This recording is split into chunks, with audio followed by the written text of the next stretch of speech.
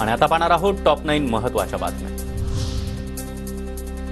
आरक्षणाचा लाभ घेणाऱ्या विद्यार्थ्यांना मोठा दिलासा। जात वैधता प्रमाणपत्र सादर करण्यासाठी 6 महिन्यांच्या कालावधीपर्यंत मुदत। मुख्यमंत्री एकनाथ शिंदे यांचा मोठा निर्णय। मुंबई क्रिकेट असोसिएशनच्या अध्यक्षपदासाठी आज पोटनिवडणूक। अजिंक्य नाईक आणि संजय नाईक रिंगणामध्ये आज मतदान पार पडणार आणि निकाल देखील आजच येणार।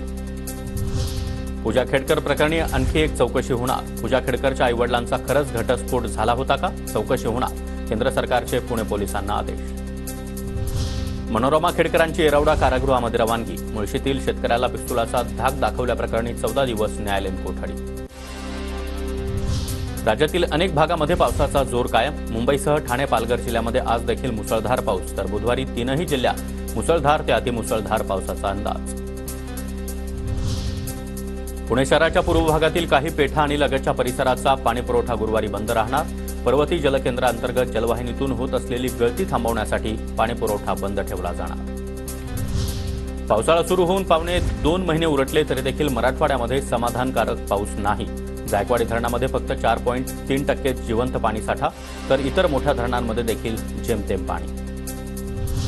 गडचिरोलीतील सलग 4थ्या दिवशी 3 राष्ट्रीय महामार्ग बंदच। जिल्ह्यातील पूर ओसरायला आता सुरुवात, मात्र 15 ते 20%च पाणी ओसरल्यानं अद्यापही अनेक रस्ते मार्ग बंद।